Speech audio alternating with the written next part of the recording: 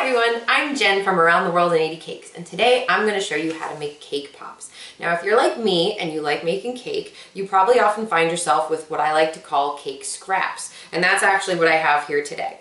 Now I get my cake scraps a number of ways. Sometimes when I bake a cake and it has a little bit of a dome, I need to level it off and then I have like a cake pancake. In this case I was trimming and carving the cake, so I have a lot of little strips of cake.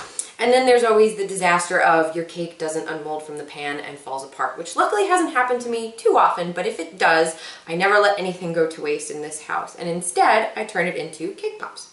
So that's what I'm going to show you.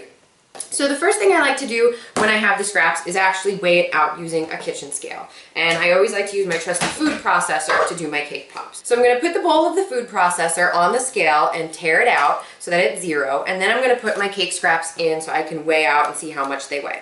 Now the reason I do this is because typically when I make cake pops for real, like for an event of some kind, I actually bake cupcakes because I found that one cupcake yields about 2 cake pops. So I'm going to assume that a cupcake weighs around 2 ounces, and that's a little generous. It's probably less than that, but that's okay. It gives you a little wiggle room so that you don't accidentally add too much buttercream, which I'll get to in a minute. So I can see that I have about 8 ounces of cake, so that is equivalent to 4 cupcakes. So I should have 8 cake pops from this little batch. Okay, so now I'm going to put it on my food processor. And I'm going to give it a little spin just to break up the cake. And this cake, I should mention, was cold. I did have it in the fridge. I think that often helps form the cake pop if the cake is a little cold. So let me just run that. Okay, I just want to break it up a little bit. Now I'm ready to add my buttercream. So my other rule of thumb is for every cupcake, I add 1 tablespoon of buttercream. And that's why it's good to be a little on the safe side, because if you add too much buttercream, you can't take it back. You know, your cake pops will be too soft. But start with the minimum amount of buttercream, see how it looks, and then we can always add a little bit more. And it's not an exact science. It always depends on how dry your cake is, how wet your buttercream is. Especially if you're using ganache, which you can do if you have leftover ganache instead of buttercream, you can always use that as well for your cake pop. So this is just going to help bind it up a bit. So I'm just putting 4 tablespoons in. You can see I'm just scooping my buttercream out with a measuring spoon. And it doesn't, like I said, doesn't have to be exact. That's okay.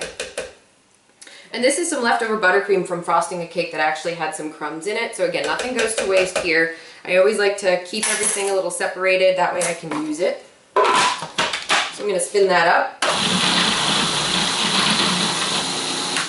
And if you run it for a few seconds and it doesn't seem to be coming together like a dough, then that means you need to add a little bit more buttercream, which I'm going to do. The other thing I should mention is if you don't have a scale that you can use, I'm going to add 1 more tablespoon. You can always use a measuring cup.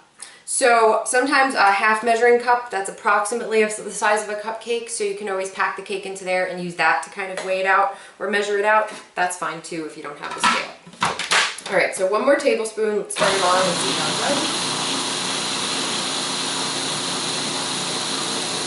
I think it needs 1 more and it should be good.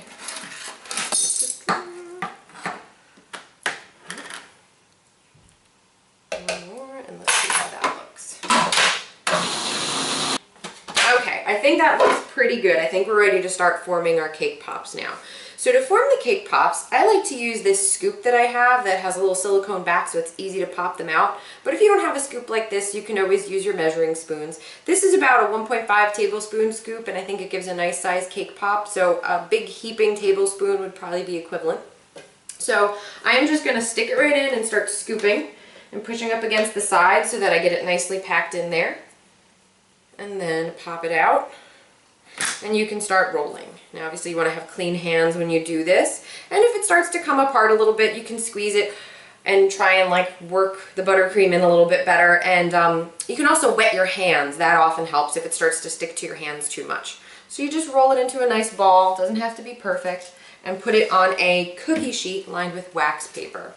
Okay, so I'm all done rolling my cake pops, and you can see that I actually ended up with more like a baker's dozen.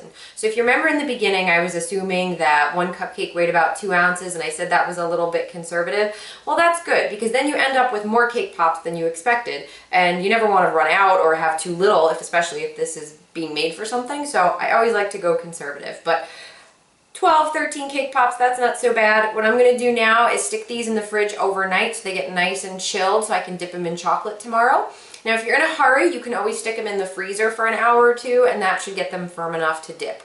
But I'm gonna stick them in the fridge and I'll come back tomorrow and I'll show you how you can dip them in chocolate and decorate them and make them look real pretty.